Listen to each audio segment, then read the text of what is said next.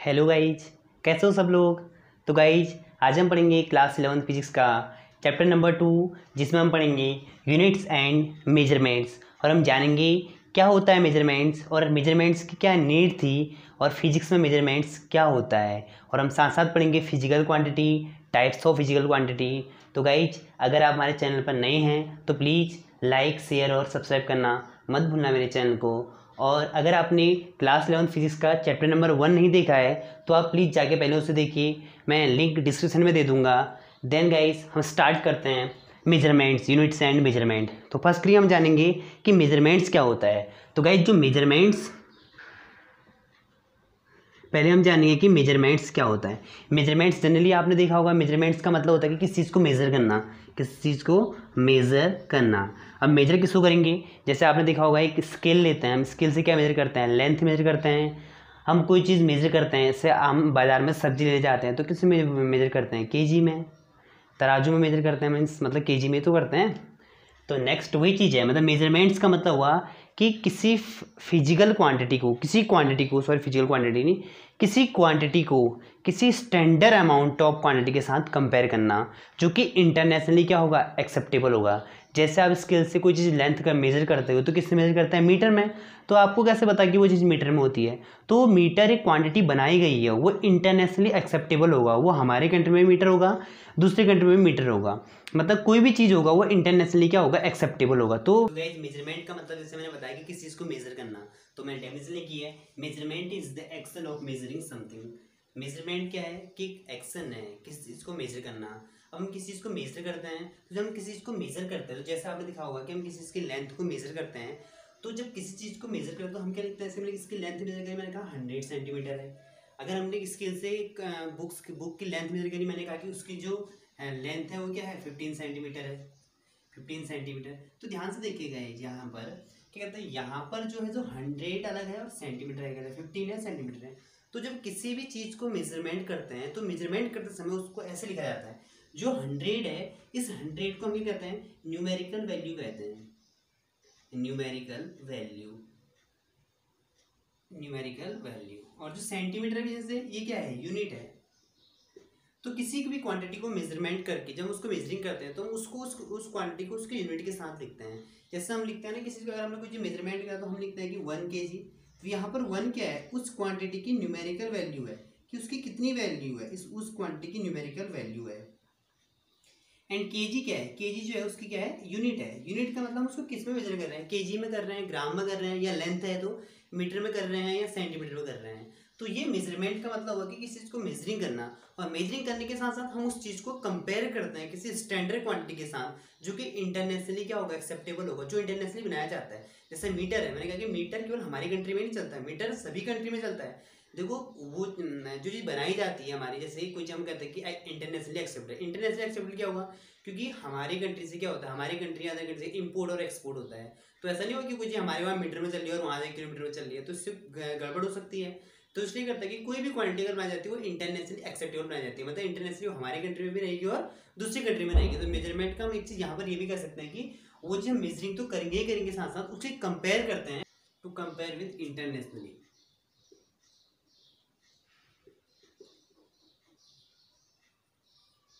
Internationally क्या होना चाहिए, वो internationally acceptable, compare internationally acceptable, acceptable unit. मतलब कोई भी चीज़ होगी वो अगर हम उसको मेजरमेंट कर रहे होंगे तो मेजरमेंट करते समय हमको क्या होना चाहिए, हमारी इंटरनेशनली क्या होना चाहिए, एक्सेप्टेबल होना चाहिए। तो ये है हमारा यूनिट का मतलब। अब गाइस यहाँ पर देखिए, हम जब किसी भी क्वांटिटी को, कोई भी फिजिकल क्वांटिटी है, फिजिकल क्वांटिटी की यूनिट को हम मेजरिंग करते हैं तो मैं ऐसे लिख सकता हूँ। चलिए मैं आपको दोबारा यहाँ पर लिख के दिखाता हूँ।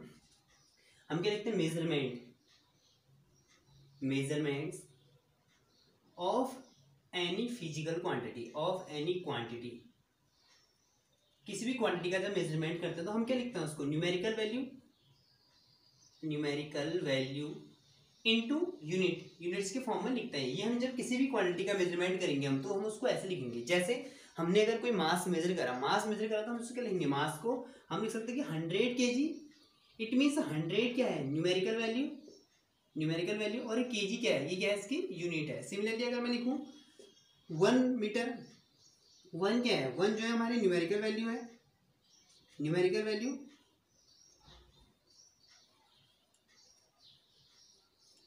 और मीटर क्या है, मीटर क्या है, उसकी यूनिट है। होप गाइस आपको मेजरमेंट का मतलब समझ में आएगा। तो कोई भी क्वांटिटी है तो उसका जब भी उस क्वांटिटी का मेजरमेंट किया जाता है उस क्वांटिटी का, तो उसको न्यूमेरिकल वैल्यू और उसको यूनिट के साथ लिखा जाता है। अब आप एक चीज यहाँ पे देखिए, जैसे मैंने लिखा 1 किलोमीटर लिखूं और मैंने लिखा 1000 मीटर लिखा। इट मीन्स यहाँ पर देखिए किलोमीटर बड़ी क्वांटिटी है, मीटर बड़ी क्वांटिटी है। ऑब्वियसली किलोमीटर क्या है, किलोमीटर मीटर से क्या है, बड़ा है। अब किलोमीटर मीटर से बड़ा, देखो जिस क्वांटिटी की यूनिट जितनी बड़ी होगी, तो किलोमीटर बड़ी क्वांटिटी है तो उसके आगे न्यूमेरिकल वैल्यू क्या होगी, उतनी छोटी होगी। अगेन देखिए यहाँ पर मीटर जो है किलोमीटर से क्या है, छोटा है, लेकिन जो मीटर के आगे 1000 है वो क्या है, बहुत बड़ा है। इट मीन्स जिस क्वांटिटी की, अगेन रिपीट कर रहा हूँ, जिस क्वांटिटी की यूनिट जितनी बड़ी होगी उसके साथ जो न्यूमेरिकल वैल्यू होगी वो उतनी छोटी होगी। जिसकी यूनिट जितनी बड़ी होगी न्यूमेरिकल वैल्यू उतनी छोटी होगी। जिसकी न्यूमेरिकल वैल्यू जो जितनी बड़ी होगी उसकी यूनिट क्या होगी, उतनी छोटी होगी। तो हम यहाँ से लिख सकते हैं कि न्यूमेरिकल वैल्यू, ये बहुत इंपॉर्टेंट पॉइंट है, न्यूमेरिकल वैल्यू इनवर्सली प्रोपोर्शनल होती है किसके, यूनिट के। तो यहाँ से क्या है, तो जिसकी यूनिट जितनी बड़ी होगी जिस क्वांटिटी की, उसकी न्यूमेरिकल वैल्यू उतनी क्या होगी, छोटी होगी। अगेन जिसकी न्यूमेरिकल वैल्यू जितनी बड़ी होगी उसकी यूनिट क्या होगी, उतनी छोटी होगी। यहाँ देखिए अगर मैं 1000 मीटर लिख रहा हूँ, 1000 केजी लिख रहा हूँ सपोज करो, तो 1000 केजी क्या है, केजी बड़ी क्वांटिटी है। अगर मैं इसी केजी को, सॉरी 1000 केजी 1 केजी लिख लेते हैं इसको, 1 केजी लिखा मैंने, और 1 केजी और यहाँ पर लिख रहा है 1000 ग्राम लिख रहा है। तो केजी क्या है, केजी ग्राम से क्या है, बड़ा है। इट मीन्स केजी के आगे जो न्यूमेरिकल वैल्यू है वो क्या, उतनी छोटी है, वो 1 है। जबकि ग्राम छोटी यूनिट है, तो जो यूनिट जितनी छोटी होगी उसके आगे जो न्यूमेरिकल वैल्यू होगी वो क्या होगी, उतनी बड़ी होगी। तो 1000 क्या है, बड़ा है। इट मीन्स इसके बेस पर हम लिख सकते हैं कि n inversely proportional to 1/u। तो इट मीन्स हम यहाँ पर ऐसा लिख सकते हैं इस चीज को कि n इक्वल टू, हम लिख सकते हैं कांस्टेंट को हम लिख सकते हैं q/u। तो यहां से हम क्या लिख सकते हैं, q को हमने कांस्टेंट को q लिखा, अब यहाँ पर k भी लिख सकते हैं। तो इसके बेस पर हम क्या लिख सकते हैं, यहां से हम लिख सकते हैं कि q equal to n into u. तो हम इसको यहां से ऐसा लिख सकते हैं n1u1 equal to n2u2 equal to q। It means मैं एक बार q इक्वल टू कैसे लिखा, q इक्वल टू एक बार n1u1 लिख दिया, q इक्वल टू एक बार n2u2 लिख दिया, दोनों को इक्वल कर दिया, तो n1u1 इक्वल टू n2u2, ये भी हमारा आगे यूज होगा। तो गाइस चलिए नेक्स्ट पढ़ते हैं, फिजिकल क्वांटिटी क्या होती है।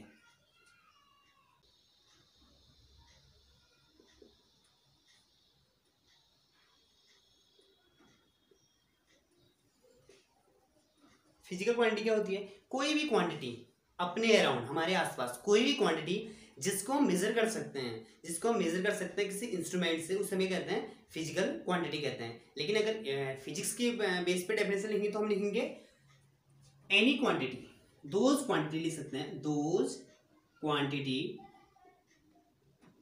विच आर मेजर डायरेक्टली और इनडायरेक्टली, by using instruments,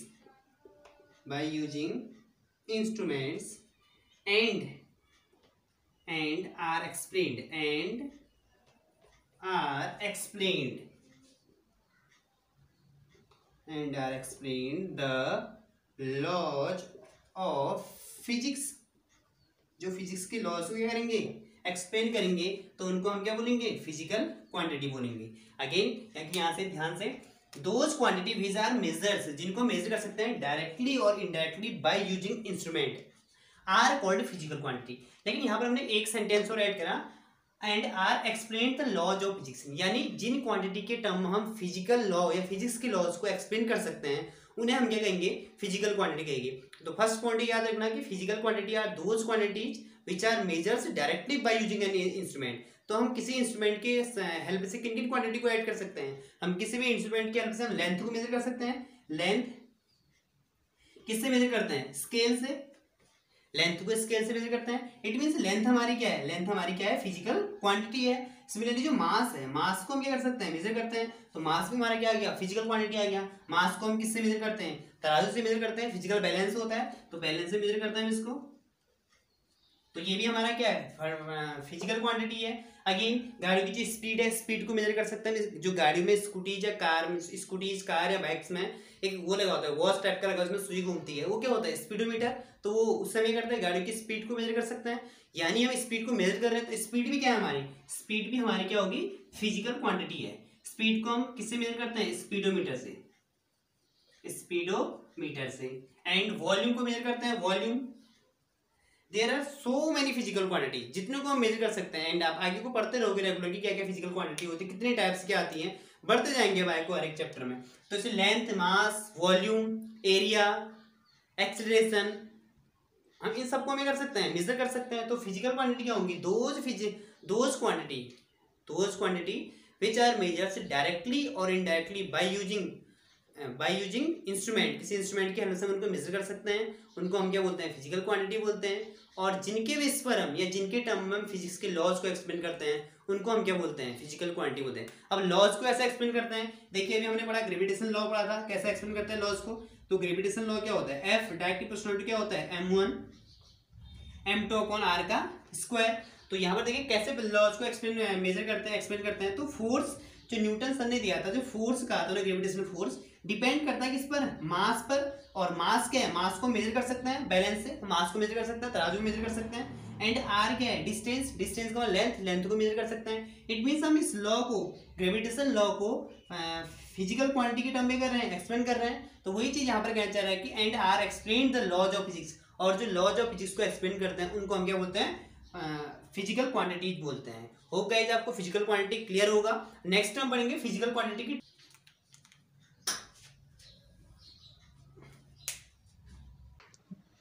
तो फिजिकल क्वांटिटी जो हमारी कितने टाइप की होती है, 3 टाइप की होती है। अब पढ़ते कौन कौन से होते हैं, 3 टाइप की होती है हमारी फिजिकल क्वांटिटी। वैसे एनसीईआरटी की बुक में वैसे तो हमारे क्या कहते हैं, फिजिकल क्वांटिटी को वैसे नॉर्मली 2 टाइप में लिखा गया है, लेकिन सप्लीमेंट्री क्वांटिटी भी होती है। लेकिन बुक्स में सप्लीमेंट्री क्वांटिटी को अलग से समझाया जाता है, मतलब उनको फिजिकल क्वांटिटी के साथ ही होते तो वो फिजिकल क्वांटिटी है, लेकिन उनको अलग से एक्सप्लेन कराया जाता है। तो जनरली फिजिकल क्वांटिटी कितनी टाइप की हमारी, 3 टाइप की होती है। कौन कौन सी होती है फिजिकल क्वांटिटी, तो फर्स्ट हमारी जो होती है फंडामेंटल फिजिकल क्वांटिटी, फंडामेंटल, या इनको हम बोलते हैं बेस भी लिखा है, बेस भी कहते हैं इनको, फंडामेंटल और बेस क्वांटिटीज, फंडामेंटल और बेस क्वांटिटी। दूसरी टाइप की जो होती है हमारी वो कौन सी होती है, डिराइव्ड क्वांटिटी। एंड जो थर्ड टाइप की क्वांटिटी होती है हमारी वो कौन सी होती है, सप्लीमेंट्री क्वांटिटी।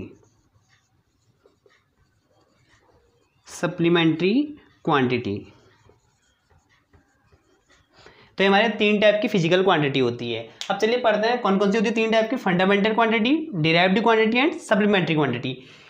इन फंडामेंटल क्वांटिटी को बेस क्वांटिटी भी कहते हैं। अब बेस क्वांटिटी क्यों कहते हैं, क्योंकि फिजिक्स की जितनी भी क्वांटिटीज होंगी वो सारी हमारी जो इतनी फिजिकल क्वांटिटी होगी हमारी किस पे बनी होगी, वो हमारे फंडामेंटल क्वांटिटी या बेस क्वांटिटी के बेस पर एक्सप्लेन करी होगी या इनसे बनी होगी। तो इसलिए हम इनको बेस क्वांटिटी बोलते हैं। अब फंडामेंटल क्वांटिटी क्या होती है, तो फंडामेंटल क्वांटिटी वो क्वांटिटी होती है जो किसी पे डिपेंडेंट रहती है, जो इंडिपेंडेंट रहती है, जो सेल्फ रहती है ऑलरेडी। तो मैं अगर इनकी डेफिनेशन लिखूँ तो क्या लिखेंगे, fundamental quantities are those quantities which are independent from other quantities are called fundamental और बेस क्वांटिटी। जैसे लेंथ है, मास है, करंट है, टेम्परेचर है, ये सब क्या है, ये सब ये सब जो है हमारी फंडामेंटल क्वांटिटी है। और ये क्वांटिटी जो होंगी हमारी अदर क्वांटिटी से क्या होंगी, इंडिपेंडेंट होंगी, उन पर डिपेंडेंट नहीं होगी। तो चलिए इनकी डेफिनेशन लिखते हैं। तो फंडामेंटल क्वांटिटी क्या होंगी, तो दोज क्वांटिटीज, इसकी डेफिनेशन लिखेंगे दोज क्वांटिटीज लिख देते हैं, those quantities which are independent from other are called fundamental, short में लिख दे रहा हूँ मैं, fundamental quantity and base quantity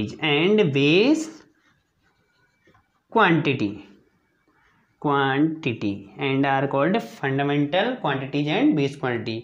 तो जो हमारी फंडामेंटल क्वांटिटी और बेस क्वांटिटी होती है, कितनी होती है हमारी फंडामेंटल बेस क्वांटिटी, तो जो फंडामेंटल और बेस क्वांटिटी होती है हमारी, वो हमारी कितनी होती है, 7 होती हैं। तो हमारे 7 फंडामेंटल और बेस क्वांटिटीज होती है। 7 कौन कौन सी होती है, तो सबसे पहला हमारा होता है length, mass, temperature,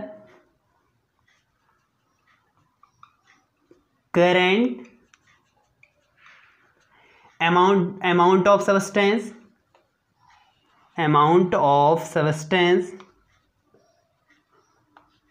and luminous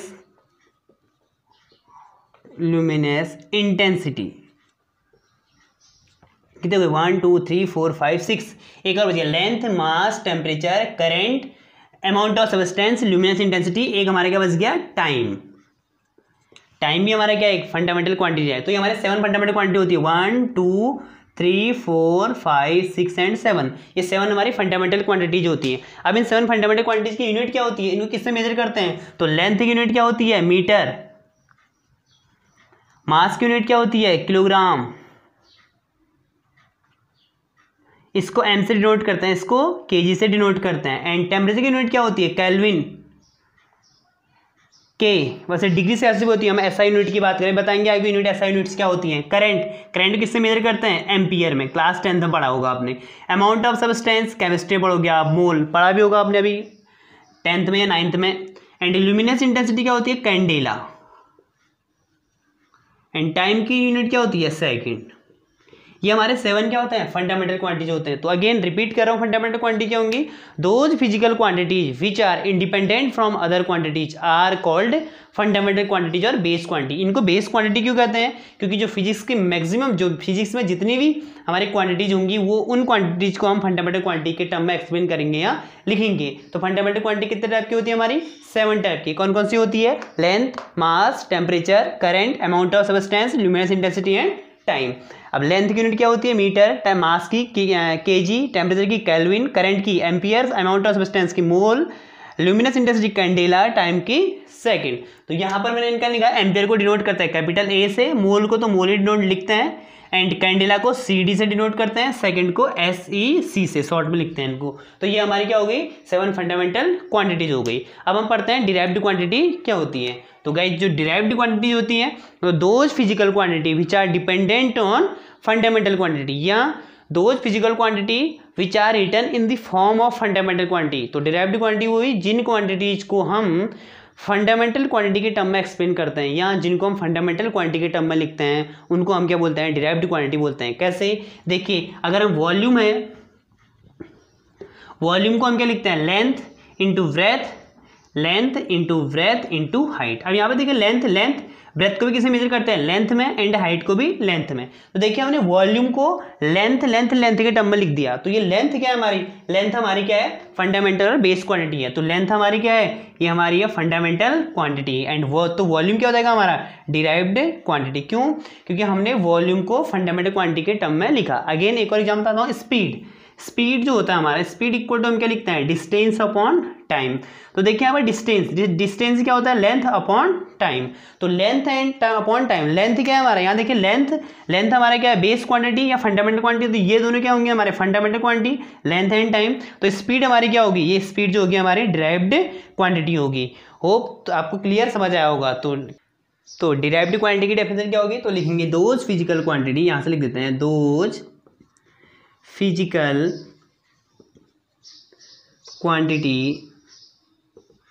quantities which are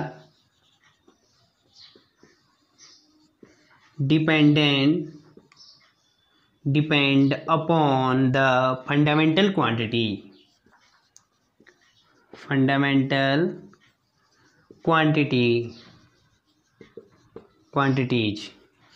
और इसकी एक डेफिनेशन लिख सकते हैं, और क्या लिख सकते हैं? ये हम लिख सकते हैं कि those physical quantity which are written in the form of, क्या लिख सकते हैं? दोज फिजिकल क्वांटिटी, मैं शॉर्ट में लिख दे रहा हूँ, which are written in the form of base quantities, which are written in the form of fundamental quantity कहें या बेस क्वांटिटी, जिनको हम इस फॉर्म में लिख सकते हैं। तो उस टाइम क्या बोलेंगे? डिराइव्ड क्वांटिटी बोलेंगे। ये हमने एग्जांपल से बता रखा है कि कैसे लिखा हमने, वॉल्यूम, स्पीड, एंड जैसे देखिए एक और एग्जाम्पल बताते हैं हम, वो एरिया को क्या लिखते हैं हम? Length into breadth. अब ध्यान सुनिए, लेंथ एंड ब्रेथ, ये भी क्या है? लेंथ, और ये भी क्या है? लेंथ। और लेंथ क्या है हमारा? लेंथ जो है हमारा फंडामेंटल क्वांटिटी है तो एरिया क्या होगी हमारी डिराइव्ड क्वांटिटी। तो maximum there are so many derived quantity. जैसे एक्सेलरेशन है तो एक्सेलरेशन को हम क्या क्या लिखते हैं, velocity upon time, and velocity क्या हो जाएगा हमारा डिस्प्लेसमेंट अपॉन टाइम। तो डिस्प्लेसमेंट भी क्या एक टाइप का लेंथ, तो लेंथ क्या है फंडामेंटल क्वांटिटी, एंड टाइम भी फंडामेंटल क्वांटिटी है। तो हमने क्या किया एक्सेलरेशन को फंडामेंटल क्वांटिटी के टर्म में लिख दिया। इट मीन्स एक्सेलरेशन क्या हमारा डिराइव्ड क्वांटिटी है। एंड आगे हम जब डायमेंशनल एनालिसिस में डायमेंशनल फॉर्मूलाज पढ़ेंगे तो तब हम ज़्यादा वहाँ पर जब मैक्सिमम जो डिराइव्ड क्वांटिटी होगी उनके बारे में हम वहाँ पर पढ़ेंगे। तो चलिए गाइज नेक्स्ट पढ़ते हैं सप्लीमेंट्री क्वांटिटी जो होती है हमारी, ये सप्लीमेंट्री क्वांटिटी हमारी ज्योमेट्री में यूज होती है। तो ज्योमेट्री लिख सकते हैं इसके लिए। तो those physical quantity which are explained the geometry, या ये बोल सकते हैं कि those physical quantity which are explain the geometric angle. अब ये सप्लीमेंट्री क्वांटिटीज भी कितने टाइप की होती है, सप्लीमेंट्री क्वांटिटी हमारी 2 टाइप्स की होती है। कौन कौन सी होती है 2 टाइप्स की, एक होता है हमारा प्लेन एंगल, एक होता है हमारा प्लेन एंगल, एंड एक जो होता है हमारा सॉलिड एंगल। एक होता है हमारा प्लेन एंगल और एक होता है हमारा सॉलिड एंगल। तो जो प्लेन एंगल होता है हमारा, प्लेन एंगल क्या होता है, प्लेन एंगल हमारा वो एंगल हुआ, प्लेन एंगल के अंदर हमारा क्या आता है 2 डायमेंशनल होता है। फर्स्ट तो ये याद रखना कि ये 2 डायमेंशनल होता है, हमारा 2D होगा। इसके अंदर हम कौन कौन सी आते हैं 2D में हमारी आती है, सर्कल आता है जिसकी रेडियस R है, ट्रायंगल आ गया 2D में हमारा, एंड स्क्वायर आ गया। ये सब क्या है हमारे 2D शेप्स हो गए। तो जो ज्योमेट्री का प्लेन एंगल है वो 2 डायमेंशनल होता है। प्लेन एंगल क्या होता है, एक सर्कल, इस सर्कल का छोटा सा आर्क, ये सर्कल का आर्क, ये आर्क हुआ, इस आर्क ने, ये आर्क सपोज करो इस आर्क की लेंथ हमने कहा S, इस आर्क ने सर्कल के सेंटर पर जो एंगल सबटेंड करा, इस आर्क ने, ध्यान सुनिए, इस आर्क ने इस R रेडियस के सर्कल के सेंटर O पर जो एंगल सबटेंड किया उसी को हम क्या बोलते हैं, प्लेन एंगल बोलते हैं। तो इसकी डेफिनेशन लिखेंगे, the angle subtended by an arc of an circle is called plane angle. तो इसकी सर्कल के इस स्मॉल आर्क S ने इसके सेंटर पे जो एंगल सबटेंड किया इसी को हम क्या बोलते हैं, प्लेन एंगल बोलते हैं। तो इसका फॉर्मूला यहाँ पर लिख देते हैं। तो प्लेन एंगल या हम इसको नॉर्मली क्या बोलते हैं, एंगल भी बोलते हैं, प्लेन एंगल या एंगल इक्वल टू क्या होगा, arc upon radius, arc upon radius. Plane angle या एंगल का क्या हुआ, आर्क अपॉन रेडियस। अब ध्यान सुनिए, यहाँ पर एंगल या प्लेन एंगल कितने का बना रखा है, थीटा का। Theta equal to length of arc हमने कितनी ली है, S अपॉन रेडियस कितना है, R। तो theta equal to S upon R। अगर यहाँ पर स्मॉल क्वांटिटी होगी, अगर हम इस आर्क को स्मॉल लेंगे, और मैंने आपको इंटीग्रेशन पढ़ा से बताया था कि जब कोई भी फिजिक्स में कोई भी स्मॉल क्वांटिटी होती है तो उसको उसके आगे क्या लगा होता है D। तो ऐसे अगर ये स्मॉल आर्क होगा तो हम इसके आगे क्या लगा देंगे, DS अपॉन रेडियस, तो R रहेगा, R तो स्मॉल नहीं होगा, R वही रहेगा। एंड एंगल, अगर ये आर्क छोटा सा हो जाएगा तो एंगल भी कितना हो जाएगा, छोटा। इतना सा आर्क अगर यहाँ पर एंगल बनाएगा तो एंगल भी क्या हो जाएगा, छोटा। तो यहाँ पर हम क्या लिख देते हैं, डी थीटा।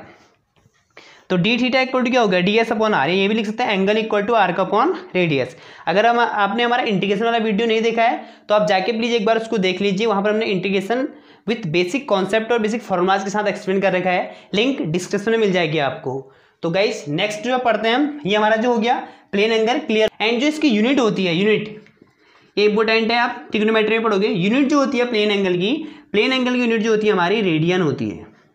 इसको रेडियन में मेजर करते हैं। अगर आपको एंगल डिग्री में दिया है तो आपको रेडियन में कन्वर्ट करना पड़ेगा। तो यहाँ पर RAD इसका सिंबल होता है। तो होप आपको क्लियर हुआ होगा कि प्लेन एंगल क्या होता है। तो गाइस चलिए नेक्स्ट पढ़ते हैं हम सॉलिड एंगल। प्लेन एंगल हमने पढ़ लिया, अब पढ़ते हैं सॉलिड एंगल। तो जो सॉलिड एंगल होता है वो क्या होता है, 3 डायमेंशनल होता है। 3D ऑब्जेक्ट्स के लगता है सॉलिड एंगल। हमारे 3D शेप्स क्या क्या होते हैं, 3D शेप्स में हमारा आता है कोन, स्फेयर, स्फेयर भी हमारा 3D होता है, एंड सिलेंडर। तो ये क्या होता है हमारे 3D, क्यूब, क्यूबॉइड, क्यूबॉइड। जितनी भी क्वांटिटीज का वॉल्यूम निकलता है वो क्या हमारे 3D है। तो सबसे पहले हमारा कोन, स्फेयर, सिलेंडर, क्यूब, क्यूबॉइड। तो इनके लिए जो एंगल आएगा हमारा, इनके लिए हम जो एंगल लेंगे वो क्या होगा हमारा, सॉलिड एंगल होगा। सॉलिड एंगल का मतलब होगा कि देखिए सपोज को जैसे ये कोन है, ये कोन का एक छोटा सा पार्ट है, देखिए इसको, ये कोन का छोटा सा पार्ट है, इस कोन का। तो ये इसका सेंटर है, यहाँ पर सपोज करो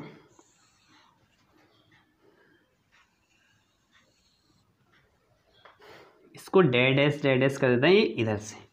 तो ये जो है हमारा देखो कोन का छोटा सा पार्ट है, तो यहाँ पर जो एंगल सबटेंड हुआ इधर पे, ये सेंटर पे यहाँ पर इधर पे, तो ये जो एंगल होगा हमारा वो होगा हमारा क्या, सॉलिड एंगल होगा। यहाँ पर जो भी एंगल बनेगा उसे हम बोलते हैं सॉलिड एंगल। सॉलिड एंगल के अंदर क्या आएगा, ये जो एरिया इंक्लूड है, ये कितनी एरिया इंक्लूड है, ये इसकी एरिया हो जाएगी, इसके लिए ये एरिया हो गया, एंड ये जो होगी इसकी क्या होगी, रेडियस हो जाएगी कोन के लिए। तो जैसा आपने आइसक्रीम खाया होगा कोन वाला, उस कोन के जो नीचे से पकड़ते हैं उसको नीचे से, जहाँ पर एक बहुत पतला जैसा होता है, तो वहाँ पर जो एंगल बनेगा यहाँ पर, जो सपोज करो ऐसे समझो, ऐसे ये अगर ये आइसक्रीम है, आइसक्रीम तो खाया होगा ये वाला, तो यहाँ पर ये जो है ये जो एंगल बनता है यहाँ पर, ये तो ये जो एंगल बना ये वाला यहाँ पर, ये एंगल, इसे हम क्या बोलते हैं, सॉलिड एंगल बोलते हैं। इसे हम क्या बोलते हैं, सॉलिड एंगल बोलते हैं, ये वाला एंगल जो यहाँ पर बना। तो सॉलिड एंगल क्या हो गया, सॉलिड एंगल की डेफिनेशन कही, तो यहाँ पर इसको डिनोट करते हैं डी ओम, डी ओम से डिनोट करते हैं, ऐसे डी ओमेगा से भी डिनोट कर रखा है बहुत से बुक में, इसे डी ओम से भी डिनोट करते हैं। तो इसको लिखते हैं हम सॉलिड एंगल की डेफिनेशन लिखते हैं, solid angle equal to area enclosed upon radius का स्क्वायर, ये सॉलिड एंगल का फॉर्मूला होता है, याद रखना इसे।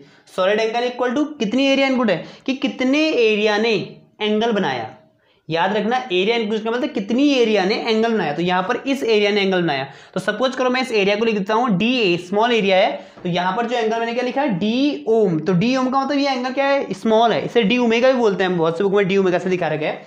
तो इसके बेस पर हम क्या लिखेंगे, इसके बेस पर हम लिख सकते हैं कि डी ओम इक्वल टू क्या लिखेंगे हम इसको, डी ए अपॉन आर का स्क्वायर, ये सॉलिड एंगल का फॉर्मूला हो गया। तो सॉलिड एंगल इक्वल टू क्या होता है, एरिया इनक्लोज्ड अपॉन रेडियस का स्क्वायर। अब जिसकी यूनिट होती है, इसकी यूनिट जो होती है सॉलिड एंगल को जो हम मेजर करते हैं स्टेरेडियन में मेजर करते हैं, स्टेरेडियन, ये इसकी यूनिट होती है स्टेरेडियन, किसकी यूनिट, सॉलिड एंगल की। तो